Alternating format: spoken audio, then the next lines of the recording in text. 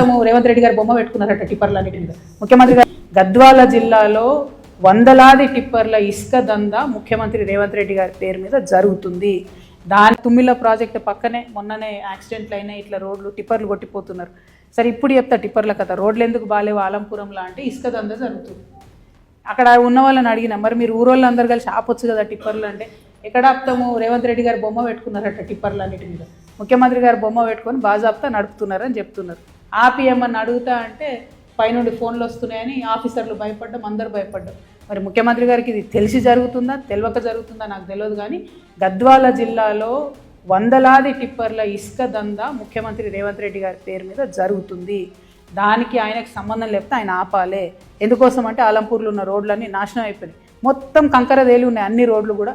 చిన్నపిల్లలు బడికి పోలేని పరిస్థితి, ఆడపిల్లలు ఒంటరిగా నడిచి వెళ్ళలేని పరిస్థితి, చాలా అధ్వానంగా ఉంది. ముఖ్యమంత్రి గారు దృష్టి పెట్టాలని చెప్పి నేను డిమాండ్ చేస్తూ ఉన్నాను.